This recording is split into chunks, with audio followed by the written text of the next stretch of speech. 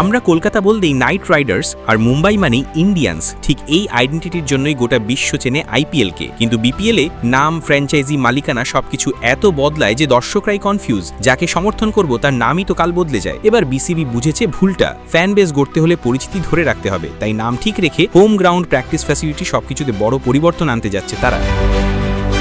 আমরা যখন কলকাতা বলি তখনই মনের ভেতরে একটা দল ভেসে ওঠে, নাইট রাইডার্স। ঠিক তেমনি মুম্বাই বললেই ইন্ডিয়ান্স। আইপিএল ফ্যানদের কাছে এই দলগুলোর নাম মানেই আবেগ, ভালোবাসা। অথচ বিপিএল এর বেলায় এমন পরিচিতি তৈরি হয়নি। মূলত একটা বড় কারণ হলো বারবার ফ্র্যাঞ্চাইজিদের নাম পরিবর্তন। এই পরিবর্তন শুধু মালিকানায় নয়, বরং দলের পুরো পরিচয়। ফলাফল, ফ্যানরা জানেই না তারা কোন দলকে সমর্থন করবে। বিসিবি এখন বুঝতে পারছে এটা বড় এক ভুল ছিল। ফ্র্যাঞ্চাইজি বদলাতে পারে, কিন্তু দলের নাম, ব্র্যান্ডিং, পরিচিতি এসব বদলানো উচিত নয়। কারণ একটা ফ্যান বেস গড়তে গেলে প্রয়োজন হয় ধারাবাহিক পরিচয় ও আবেগের সংযোগ। বারবার দল বদলালে দর্শকরা আবেগে জড়াতে পারে না। এই সমস্যার সমাধানে বিসিবি এবার সিরিয়াস পদক্ষেপ নিচ্ছে।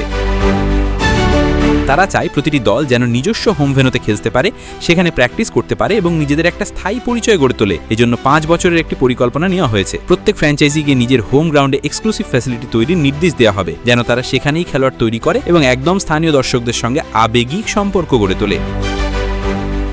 বিসিবি আরও বলছে এই পরিকল্পনার অংশ হিসেবে নতুন কিছু স্টেডিয়ামও বিপিএল এর জন্য প্রস্তুত করা হচ্ছে। যেমন বগুড়া এবং খুলনা এরই মধ্যে ইন্টারন্যাশনাল ভেন্যু হিসেবে কাজ শুরু করে দিয়েছে। রাজশাহীকে নিয়েও পরিকল্পনা আছে, তবে সেখানকার মিডিয়া সেন্টার এবং অন্যান্য অবকাঠামো তৈরি করতে সময় লাগবে। আরেকটি বড় সমস্যা ছিল সব দলের একই মাঠে প্র্যাকটিস করা। এবার সেটাও বদলাতে যাচ্ছে। প্রত্যেক দল পাবে আলাদা প্র্যাকটিস গ্রাউন্ড। এতে করে খেলোয়াড়দের প্রস্তুতি যেমন ভালো হবে, তেমনি দলগুলোর মাঝে প্রতিযোগিতার অনুভূতিও বাড়বে।